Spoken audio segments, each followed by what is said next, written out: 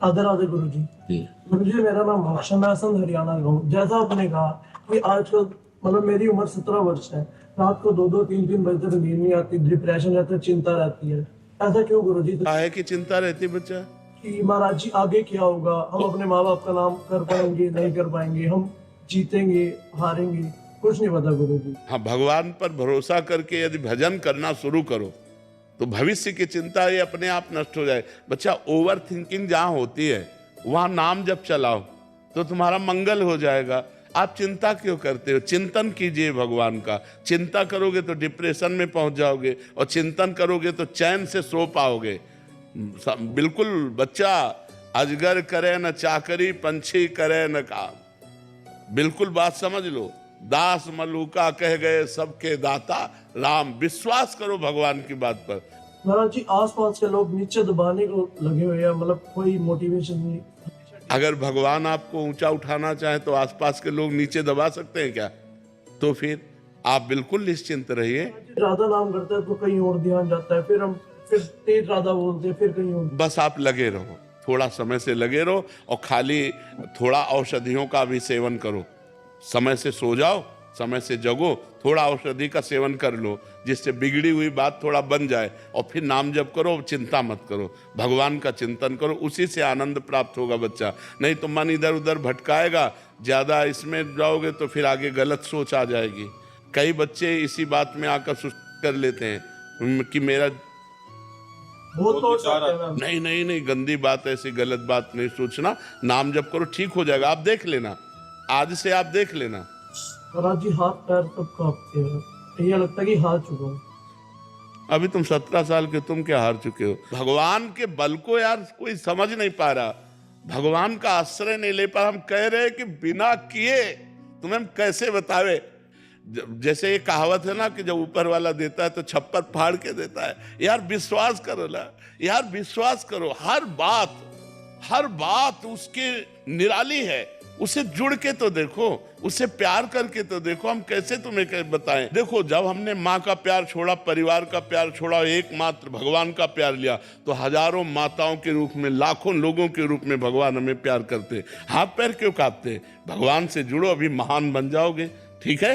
महाराज जी, आपसे एक विनती है, आप बस अपने जाने की बात ना किया करें, बहुत। नहीं, जाना तो पड़ेगा। अब सरकारी आदमी ट्रांसफर होगा तो जाना नहीं पड़ेगा। अब जाना तो पड़ेगा, ये तो पक्की बात है। अब इसको तो सबको सहना पड़ेगा, क्योंकि जिस समय इसकी शरीर की अवधि पूरी हो जाएगी उस समय अब रोज का रोज डायलिसिस शरीर को क्षीण करता जा रहा है। तो अब भगवान जब तक चलाएंगे, वो चलावे तो मरे को चलाते रहे। अब देखो 20 साल से खराब है, हमें लगता है 5-7 साल तो हो गए होंगे डायलिसिस करते हुए। मर जी, हाँ 5 साल हो गए। 5 साल। तो अब अगर भगवान को चलाना है तो चलाएंगे, नहीं तो हमारी बात मान लो, बस हो गया। चलाएंगे महाराज जी। हाँ, वैसे सबका आशीर्वाद काम कर रहा है, चल रहे अभी। महाराज जी, मैं पिस्टल से निशानेबाजी का खेल सीख रहा हूँ। महाराज जी, मैं आपसे पूछना चाहता हूँ, क्या त्राटक योग क्रिया या कोई अन्य योग से एकाग्रता प्राप्त कर सकता हूँ जिससे निशानेबाजी में और प्रवीणता? बहुत जोर के त्राटक यौगिक क्रिया है। त्राटक, किसी एक बिंदु को रख लो और उसी बिंदु में ऐसे बस अंदर से राधा राधा जपो और उसी बिंदु को देखते रहो। जब आंख झपक जाए तो बस बंद कर लो और फिर खोलो, और फिर 1 मिनट 2 मिनट 3 मिनट जितने मिनट रोक पाओ ऐसे।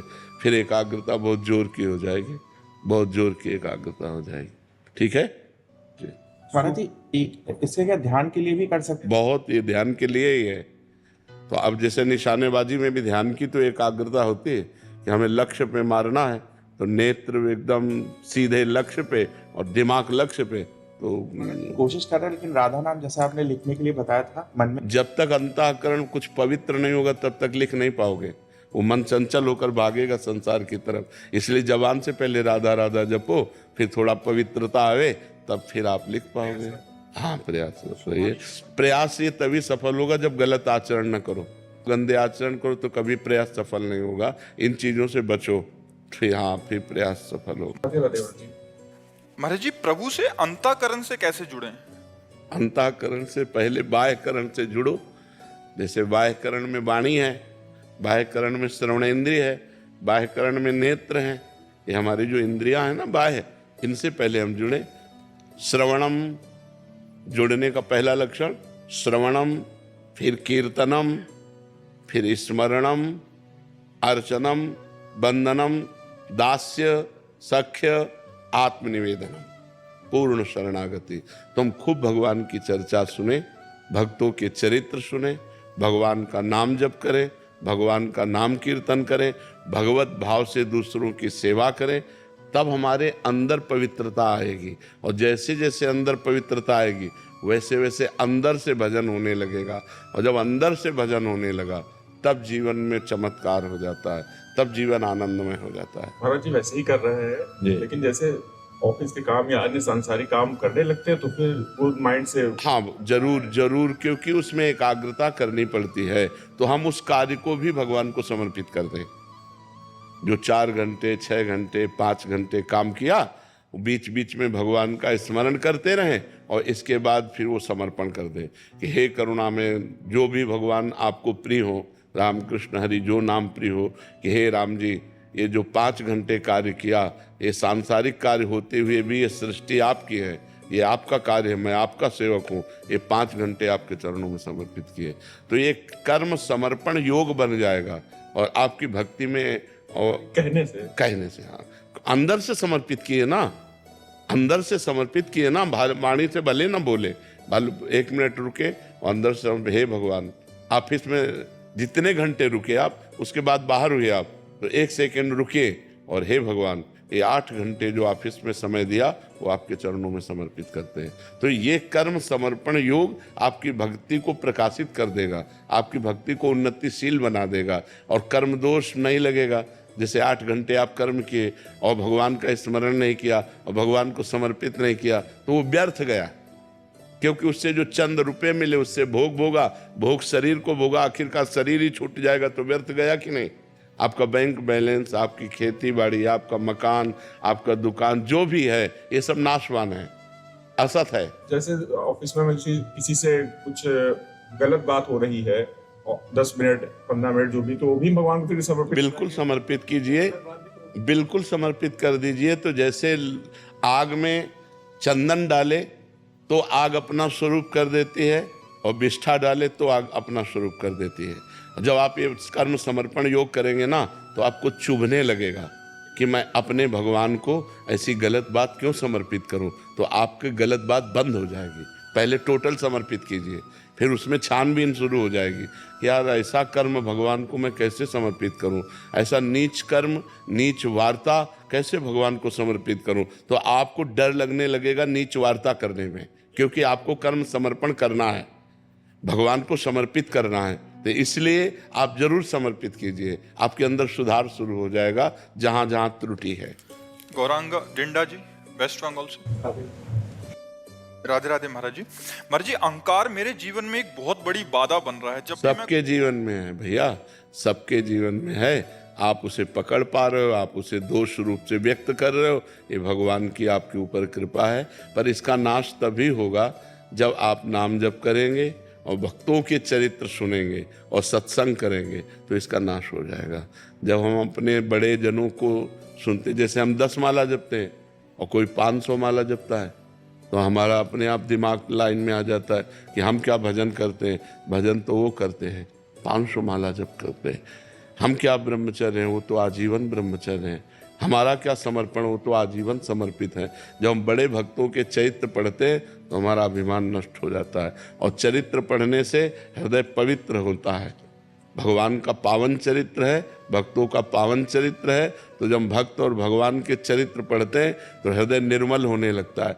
मलिन हृदय में अहंकार होता है, निर्मल हृदय में दैन्यता होती है। निर्मल हृदय में दैन्यता। यही दरबार दीन को आदर, रीति सदा चली आई। ये दीन प्यारे वेद पुकारे, द्रवहु सुश्री भगवाना। भगवान के दरबार में दैन्यता का आदर है और अहंकार से भगवान को द्वेष है, इसलिए अहंकार कभी नहीं करना चाहिए। अच्छा बच्चा, अहंकार करे तो किस बात का करे?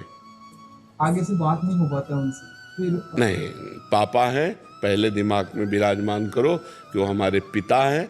वो डांटने के बाद भी हमें पैर छूना चाहिए। मन ही मन करता है कि एक बार सामने से एक बार वो कर दे तो फिर गले लग जाने। नहीं, वो नहीं, हम करेंगे। वो हमारे पापा हैं, वो हमसे बात ना करें तो हम उनको घेर करके उनके चरण छुएंगे, बार बार उनसे विनय करेंगे, हमसे गलती हो गई।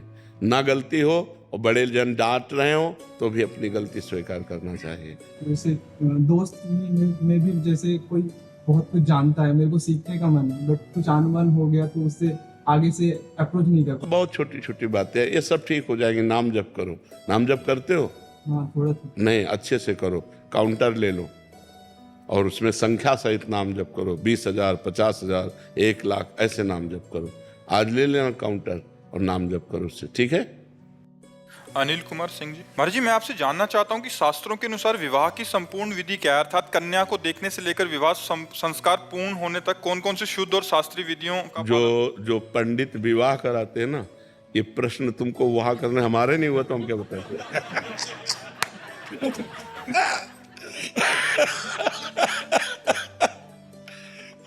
अब उससे पूछ रहे विवाह की विधि जिससे कभी विवाह नहीं हुआ। भाई उस पंडित से पूछो जो रोज विवाह करवाता है, जिसका विवाह हुआ है। हम इतना जरूर कहते हैं कि भगवान से प्रार्थना करो कि जीवन साथी पवित्र मिल जाए। ऐसे कलिकाल में जीवन साथी पवित्र मिलना बड़ा कठिन हो रहा है।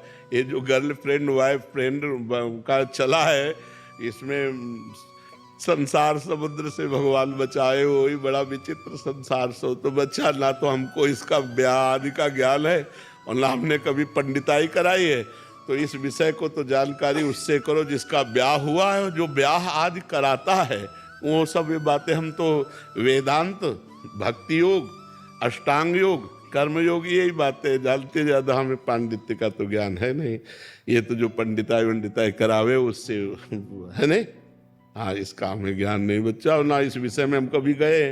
बचपन से बाबा जी रहे तो हम इस विषय को जानते। अब जिस विषय को हम जानते नहीं उस विषय को क्या हम वर्णन करें जी।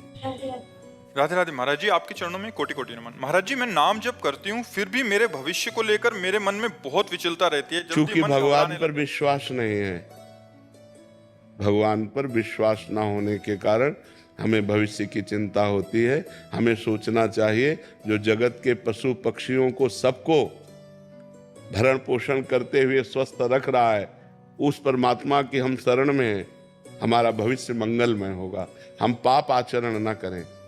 देखो एक चीज हमारी बात मानना, यदि आपका चरित्र दूषित है तो आप चाहे जितना माला घुमा लो, आपका विश्वास पुष्ट नहीं होगा। ये हमारी बात ध्यान रखना, क्योंकि विश्वास दृढ़ हो जाने का मतलब आपका परम कल्याण हो जाना। भगवान पर दृढ़ विश्वास, अचल निज धर्मा, मतलब हो गया आपका काम। तो जब तक मलिनता रहेगी तो हमारी ये प्रार्थना है कि अगर ब्याह हो गया है तो अपने पति से प्रेम करे, अगर ब्याह नहीं हुआ तो ब्रह्मचर्य से रहे। तो ये बातें काम करेंगी जो हम कर रहे हैं। आपसे जो बातें कर रहे हैं ये अध्यात्म की बातें हैं। आप इधर उधर गंदी बातें करो तो फिर ये रंग नहीं लाएगा, फिर अविश्वास तो हो ही जाएगा। और अविश्वास क्या, जपने में भी मन नहीं लगेगा, ये बातें सुनने में भी अच्छा नहीं लगेगा अगर अपवित्र और मन होता चला गया। इसलिए आज जो कमियां बढ़ रही हैं हमारे समाज में, वो व्यभिचार की कमी, व्यसन के, यही कमियां बढ़ रही। व्यसन कर रहे हैं लोग, व्यभिचार कर रहे हैं, फिर धन चाहिए तो छीना झपटी चोरी हिंसा कर रहे हैं। नौजवान लोग बहुत भ्रमित हो रहे हैं, ये बहुत गलत हो रहा है। इसको पहले रोको, ये पहले छोड़ो, तब अध्यात्म को आप जान पाओगे, तब अध्यात्म में चल पाओगे। अध्यात्म निष्पाप मार्ग है और पापवंत कर सहज स्वभाव, भजन मोर ते भाव न काऊ। जो पाप आचरण करेगा वो भजन नहीं कर पाएगा, उसे भगवान पर विश्वास नहीं होगा। अब पाप आचरण करोगे, माला दो माला घुमा लिया, बोले नाम का फल नहीं मिल रहा। पवित्र आचरण करो, पवित्रता से चलो। आप खुद देखो, हम अपना जीवन तुम्हें उदाहरण में दे रहे हैं। भिक्षा मांगकर जीवन भर खाया है, कभी 1 रुपया पास नहीं रखा। आज देख लीजिए, अगर आज हमें जरूरत है तो जगह है, व्यक्ति है, रुपया है, व्यवस्था है। वो परमात्मा जिसकी हम शरण में थे उसने सारी व्यवस्था कर दी। ये हम आपको इसलिए बता रहे हैं कि आप भविष्य के लिए चिंता मत करें। अगर आपका वर्तमान सही जा रहा है, पाप आचरण नहीं कर रहे हैं और आप दुखी हैं, माना, आप गरीब हैं, माना, आपकी व्यवस्था नहीं माना, लेकिन आपका भविष्य बड़ा उज्जवल होगा। उसी का सारा खेल बदलना है। वो तो चाहे तो 1 मिनट में क्या ना कर दे। तो हम अपने भविष्य को परमात्मा के भरोसे छोड़ करके अपने वर्तमान को संभालें। वर्तमान में हमारा कर्तव्य ठीक होना चाहिए, वर्तमान हमारा सही हो तो आपसे सच्ची कहते हैं भविष्य बड़ा मंगलमय होगा, भविष्य बड़ा मंगलमय हो। ईमानदारी से चलो, बेईमानी मत करो, पाप आचरण मत करो, गंदे आचरण मत करो। वो परमात्मा देख रहा है, उसके भरोसे में रहो। भविष्य ऐसा मंगलमय होगा कि आप उदाहरण हो जाएंगे दूसरे के लिए। भविष्य की चिंता मत करो। महाराज जी, कोई भी निर्णय लेने से पहले भय लगता है कि निर्णय सही होगा या गलत, चाहे अच्छे काम के लिए हो, चाहे किसी भी कैसे भी कार्य के लिए हो। आप भगवान को बीच में डाल लीजिए तो भय खत्म हो जाएगा। कोई भी निर्णय लेने के पहले भगवान का सुमिरन कीजिए। प्रविश नगर कीजय सब काजा, हृदय राख कौशलपुर राजा। जो भगवान से चित्त जुड़ा होता है वो सही निर्णय देता है और निर्भय होना होता है। और जो केवल अपने से तो अपने तो भयभीत हो ही जाएंगे। संसार संशयमय है, हर जगह सफलता मिलना ही तो संभव नहीं है। कदम निकाल करके चल रहे हैं, लौट के घर आ पाएंगे कि नहीं? तो कब कहाँ क्या किस सेकंड में किस मिनट में कौन सी घटना घट जाए, बस संसार तो भयावह है। अगर इस भय में भी हम निर्भय रह सकते हैं तो एकमात्र भगवान के आश्रय से। जो भगवान के आश्रित है वो निर्भय रहे। विभीषण जी निर्भय होकर लंका में भजन करते थे। लंका में भजन करना बहुत कठिन था। जहाँ सब निशाचरी वृत्ति थी वहाँ निर्भय होकर रहते थे, निर्भय होकर भजन करते थे। भगवान का आश्रय ही निर्भय कर सकता है। और कोई अगर कोई ऐसा कि कोई जंतुर बांध दे, कोई ऐसा ये सब नौटंकी नाटक से कोई निर्भय नहीं होता। निर्भय होता है भगवान से। 5 वर्ष का बालक प्रहलाद है और त्रिभुवनपति हिरण्यकश्यप उसका पिता है, और भगवान के चरणारविंद की आसक्ति से युक्त होकर त्रिभुवनपति को हरा दिया। त्रिभुवनपति भयभीत हो गया हिरण्यकश्यप कि ये मरेगा कैसे। अग्नि में जलाया, क्या क्या किया, कुछ नहीं। भगवान जिसके सहायक और रक्षक है उसका कोई बाल बांका भी नहीं कर सकता। 18 क्षोणी सेना थी महाभारत की, तो एक टिटिहरी पक्षी होता, हम कई बार उदाहरण दिया, उसके अंडे रखे थे। उसने भगवान से पुकारा कि हाँ इतना भीषण युद्ध होगा, जब बड़े बड़े महारथी मारे जाएंगे तो मेरे बच्चे कैसे बच पाएंगे। भगवान से पुकारा तो एक विशाल हाथी का घंटा गिर पड़ा, पूरा महाभारत हो गया और वो अंडे जे के ते बने रहे। प्रहलाद जी को विश्वास इसी से हुआ था। एक कुम्हार के घर की कुम्हारिन, उसकी पत्नी रो रही थी, हाय मेरे से ऐसी गलती क्यों हो गई। तो प्रहलाद जी भ्रमण कर रहे थे अपने मित्रों के साथ। उन्होंने पूछा माँ तू क्यों रो रही है। तो उनका बेटा, और मैंने मटकी उठाकर आवे में रख दी और उस मटकी में 2 बिलैया के बच्चे थे। अब पता चला जो आवे में आग लग गई। तो मैं भगवान राम से कह रही हूँ कि हे राम राम राम, आप ही बचा सकते हो उन बच्चों को। तो बोले भगवान बचा सकते हैं। बोले बेटा अगर भगवान चाहें तो बचा सकते हैं। आग भगवान की ही शक्ति से तो शक्तिवान है, वो जलाएगी ही नहीं। तो बोले आवा जब मैं कल आऊं तब खोलना। तो प्रहलाद जी जब गए तो खोला, सब मटकी पक गई थी और उस मटकी में आँच भी नहीं लगी थी। बिलैया के बच्चे बच गए। पूरी मटकी ताप से परिपक्व हो गई और उसमें आँच भी नहीं लगी। तो हम उस परमात्मा की शरण में हो तब जो भय रहित कर देता है, तभी निर्भयता आएगी, अन्यथा बहुत भयावह संसार है। किस समय कब कौन सी घटना किसके साथ घट जाए कुछ पता नहीं है। इसलिए उसी परमात्मा, जब घर से निकलो तो उसी भगवान को प्रणाम करके निकलो, उनका चिंतन करके निकलो कि भगवान रक्षा करना, नहीं तो बहुत भयावह संसार है। आप आराम से चले जा रहे, पीछे वाला आया ठोकर मारी, मार के चला गया। इसलिए हर समय भगवान का नाम जप करो और भगवान के आश्रित रहो। जब कोई कार्य करो तो भगवान का सुमिरन करते हुए करो। हाँ, प्रविश नगर की जय सब काजा, हृदय राखी कौशलपुर राजा। परम मंगल होगा। भगवान मंगल भवन है। जो भगवान का चिंतन करता है उसका मंगल नहीं हो सकता।